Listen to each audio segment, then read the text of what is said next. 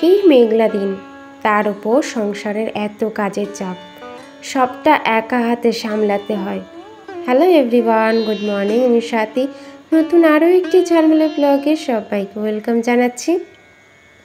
আজ হচ্ছে বুধবার, আর সময়টা জানো তো আজও সেই 6:30টার পরে ঘুম থেকে উঠেছি, আর উঠেই এসেছি একটু ফ্রেশ হয়ে ছাদে। তো ছাদে উঠে তো একটা সুন্দর দৃশ্য দেখতেই পেলাম, আর সেটা তো তোমাদের ভিডিওর ফার্স্টে দেখিয়ে দিলাম। এমন সুন্দর দৃশ্য যদি সকালবেলা এসে ছাদ বাগানে দেখা যায়, মনটা তো এমনিতেই ভালো হয়ে যায়। আর তোমাদেরও নিশ্চয়ই খুব আনন্দ হচ্ছে। সকালবেলায় না সত্যি গাছ ভর্তি যদি এত ফুল দেখা যায়, তখন মনটা এমনিতেই ভালো হয়ে যায়। গতকাল থেকেই কিন্তু আমাদের এখানে বৃষ্টি হচ্ছে, আর সকালবেলায় মেঘলা আকাশ, দেখো রোদের কোনো দেখা নেই, আর সারাটা দিন হয়েছে বৃষ্টি। আর ছাদও দেখো পুরো ভেজা, গাছগুলো বৃষ্টিতে ভিজে একদম গা ভাসিয়ে দিয়েছে। তো যাই হোক, কুলেখাড়া তুলতে তুলতে হঠাৎ আবার বৃষ্টি শুরু হলো, তাই দৌড় দিলাম। আর এখন কিন্তু আমি বসে পড়েছি সমস্ত কিছু খেয়ে, কুলেখাড়া, জল, ছোলা বাদাম, আচ্ছা তোমাদের দেখালাম না, ওইগুলো খেয়ে বসে পড়েছি কিন্তু এক কাপ চা নিয়ে।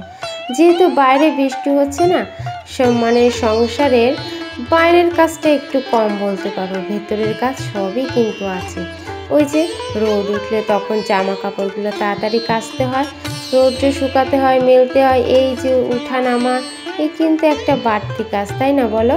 আর যেহেতু বাড়িতে ওয়াশিং মেশিন নেই, সেহেতু এই কাজটা একটা বাড়তি কাজই বলে আমার কাছে মনে হয়।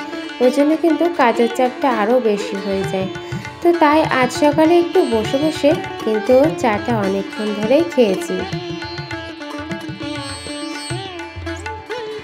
ওদিকে বাবু আসছে, তার সাথে কথা বলছিলাম।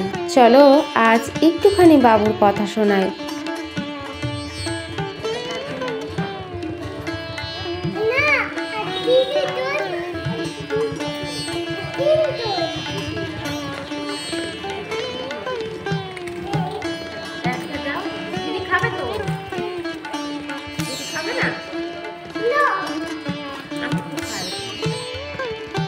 চাটা আজ অনেকক্ষণ ধরে খেয়েছি।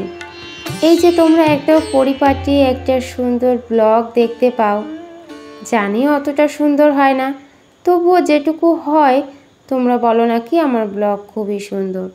তো যাই হোক, জানি না, তোমাদেরই মন গড়া কথা। তো কি বলো তো, ওই যে এদিকটা ঝাড় দেবো, তার আগে দেখলে তো ওই দিকটা কিন্তু ফুল ঝাড়ুটা সরিয়ে দিলাম। তো কিছুদিন আগে মানে ঘরটা ঝুল ঝেড়েছিলাম, আরও ঝাড়তে হবে, ওই জন্য না হাতের কাছে রেখেছিলাম।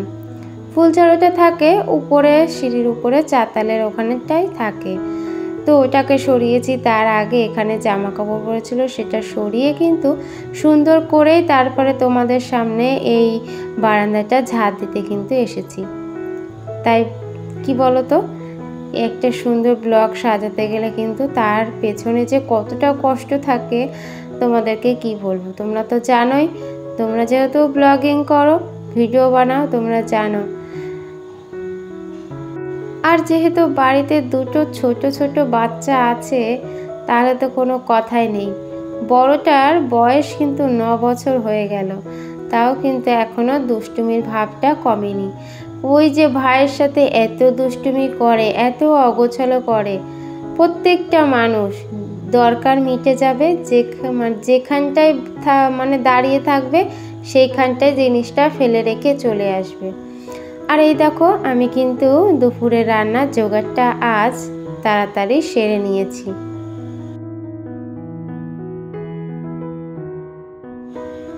আজ একটু তাড়াতাড়ি হয়ে গেছিল, মাঝে একটু শুয়ে নিয়েছিলাম, শরীরটা খুব ক্লান্ত লাগছিল। কি বলতো, মনে হচ্ছে রক্তের আবার একটু ঘাটতি পড়েছে।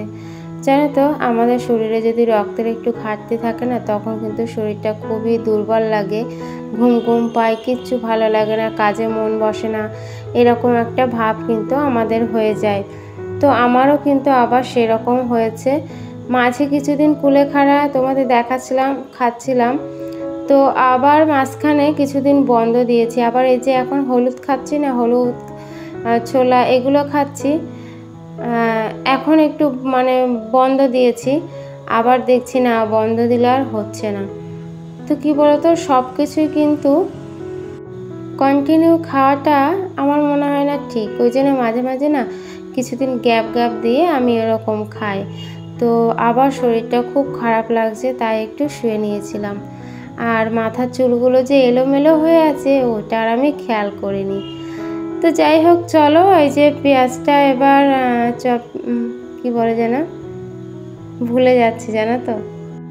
আসলে ভয়েসটা দিচ্ছি রাত্রে, জানি না গলার ভয়েসটা তোমাদের কাছে কেমন যাচ্ছে। চোখে রয়েছে প্রচণ্ড ঘুম, তার সাথে কি বলবো, এখন মানে ঘুমাতে পারলে বাঁচি। রাত্রে ভয়েস দিচ্ছি, সবার বাড়ি ফেরার পালা, তাই কিন্তু গাড়ির প্রচণ্ড আওয়াজ হচ্ছে, সাথে দোকান বন্ধ হচ্ছে। আশেপাশে অনেক দোকান আছে, সেই শাটার বন্ধ করারও আওয়াজ হয়তো তোমরা শুনতে পাচ্ছ। যাই হোক, একটু ম্যানেজ করে নিও প্লিজ। চলো এবার রান্নাটা কিন্তু বসিয়ে দিয়েছি।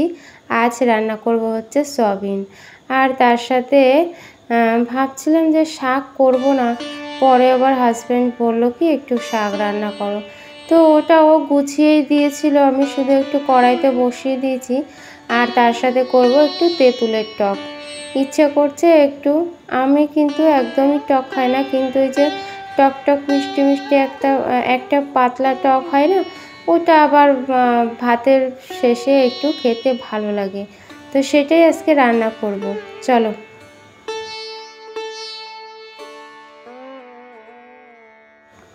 আজ কত মাস পরে তো আমি সয়াবিন রান্না করছি, জানো তো। এই মাসের বাজারের সঙ্গে 6 প্যাকেট সয়াবিন আনিয়েছি।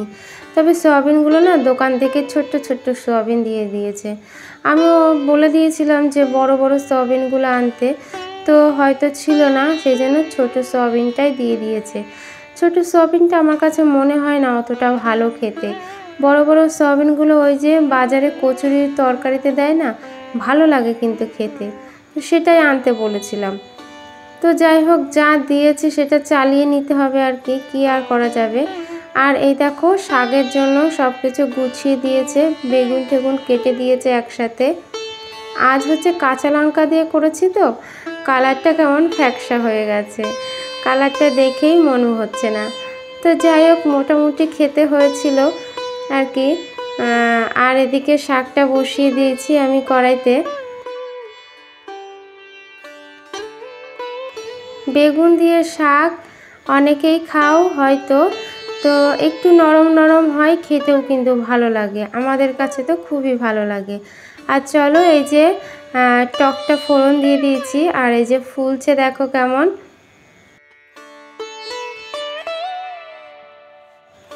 বিকেল হয়েছে, সমস্ত কাজ শেষ, স্নান করে নিয়েছি, ছেলে মেয়ে দুটোও ঘুমাচ্ছে। তো এইবার হচ্ছে আমি নিশ্চিন্তে পুজোটা দেব। মাঝে মধ্যে সকালে দেওয়া হয়, কিন্তু বেশিরভাগ দিনই আমার সকালে পুজো দেওয়ার সময় হয় না। সেই বিকেলবেলায় আমি একটু ঠাকুরের কাছে যাই আর নিশ্চিন্ত মনে একটু পুজোটা সারি। কারণ ছেলে মেয়েও ঘুমিয়ে থাকে, মেয়ে না ঘুমালেও ছেলেটা ঘুমায়, আমি নিশ্চিন্ত থাকি যে ছেলেটা আবার ঘুমাচ্ছে, জ্বালাতন করবে না। তো যাই হোক, বাড়িতে তো সারাক্ষণ ওদের হই হুল্লোড় চলতে থাকে। আর আজ জানো তো 20টা ফুল ফুটেছে। আগের দিন তোমাদের বলেছিলাম 11টা ফুল ফুটেছে, আজ 20টা নীলকণ্ঠ তুলেছে গাছ থেকে। কী যে মজা হচ্ছিল গাছ থেকে ফুলগুলো তুলতে, তোমাদের কি বলবো, খুবই আনন্দ হচ্ছিল। আর এই মুহূর্তটা তোমাদের কেমন লাগছে সেটা কিন্তু অবশ্যই জানিও, ঠিক আছে।